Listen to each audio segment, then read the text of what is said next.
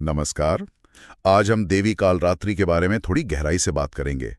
ये नवरात्रि की 9 देवियों में 7वीं देवी हैं। हमारे पास जानकारी विकिपीडिया के कुछ लेखों से है और हम कोशिश करेंगे कि इनमें से सबसे जरूरी बातें आपके सामने रख सकें। देवी कालरात्रि नाम सुनते ही मन में एक उग्र, शायद थोड़ा डरावना सा रूप आता है ना? हाँ बिल्कुल। और अक्सर लोग काली और कालरात्रि को एक ही समझ लेते हैं। हाँ, ये होता है।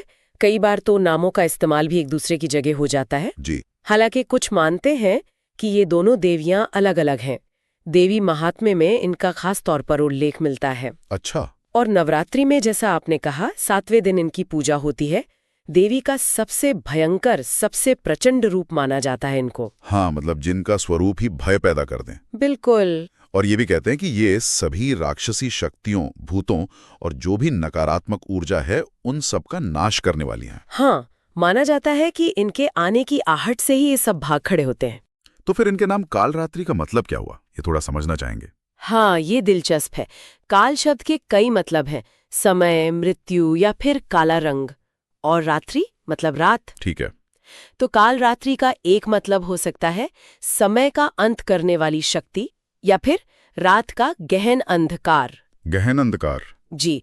तंत्र साधना में इस अवस्था को आम लोगों के लिए डरावना माना जा सकता है, पर जो उपासक है उनके लिए ये लाभकारी स्थिति है। अच्छा, शास्त्रों में भी इनका जिक्र आता है ना? महाभारत का मैंने सुना है। हाँ, महाभारत में युद्ध की जो भयावहता होती है उसका मानवीकरण करके इन्हें दिखाया गया है। ओह। जब अश्वत्थामा रात में पांडव सेना पर हमला करता है तब ये प्रकट होती हैं। खून से सना मुंह, लाल आंखें, लाल माला, लाल कपड़े पहने हुए। एकदम डरावना चित्रण है। सच में?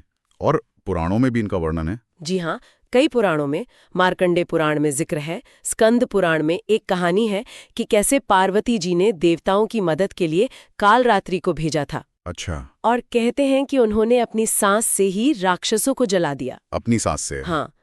और देवी भागवत पुराण बताता है कि पार्वती जी के शरीर से जब देवी कौशिकी निकली तो पार्वती जी का रंग काला पड़ गया और उन्हें कालिका या कालरात्रि कहा गया। ये सब अलग अलग कथाएं हैं, लेकिन एक जो सबसे ज्यादा सुनी जाती है वो शुंभ, निशुंभ और रक्तबीज वाली है। हाँ, वो तो बहुत प्रसिद्ध है। रक्तबीज वाला राक्षस, जिसको वरदान था कि खून की हर बूंद से एक और राक्षस पैदा हो जाएगा। बिल्कुल, उसको हराना लगभग नामुमकिन था। तब देवी ने ये कालरात्रि का रूप लिया और उन्होंने उसका सारा खून पी लिया ताकि वो जमीन पर गिरे ही नहीं। जी हाँ, जमीन पर गिरने से पहले ही पी लिया और इस तरह उसका अंत किया।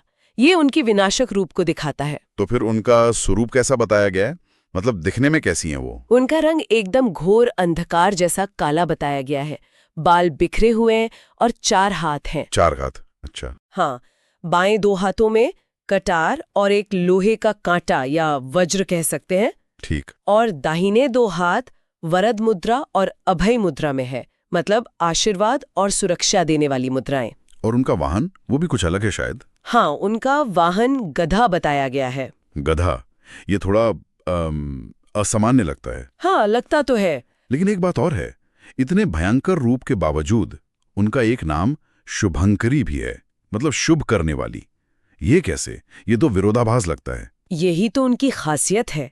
उनका वो भयानक रूप, वो उग्रता, वो सिर्फ बुराई करने वालों के लिए है, राक्षसों के लिए, नकारात्मक शक्तियों के लिए। अच्छा, भक्तों के लिए नहीं? अपने भक्तों के लिए वो हमेशा शुभ हैं, कल्याण करने वाली हैं, वो डर को हरने वाली हैं, इसीलिए तो शुभंकरी कहलाती हैं। मतलब उनका विनाश भी एक तरह से शुभ है क्योंकि वो बुराई का विनाश है। बिल्कुल सही। बुराई को खत्म करके अच्छाई को स्थापित करना। और तंत्र में उन्हें सहस्रार चक्र से भी जोड़ा जाता है। सहस्त्रार चक्र, जो सिर के ऊपर होता है? जी हाँ, ताज चक्र। कहते हैं कि इनकी पूजा से उपासक को सिद्धियां, मतलब अलौकिक शक्तियां और निधियां, यानी धन, ज्ञान, शक्ति वगैरह, ये सब प्राप्त होती हैं। तो अगर हम संक्षेप में देखें, देवी कालरात्रि काफी जटिल स्वरूप वाली हैं। बाहर से अत्यंत भयंकर, विनाश करने वाली, लेकिन अंदर से अपने भक्तों के लिए उतनी ही दयालु, शुभ फल देने वाली और डर को दूर करने वाली।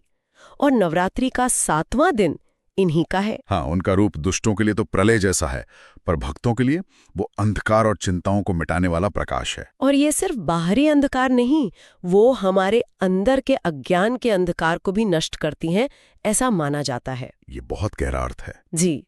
तो चलिए आज की ये चर्चा यही समाप्त करते हैं, लेकिन एक सवाल मन में रह जाता है सोचने के लिए जरूर। कि जो देवी स्वयं गहन अंधकार का प्रतीक हैं, वही अंधकार को, चाहे वो अज्ञान का हो या भय का, उसे मिटाने की सबसे बड़ी शक्ति कैसे रखती हैं? ये जो विरोधाभास है, शायद इसी में उनका असली तत्व छिपा हो।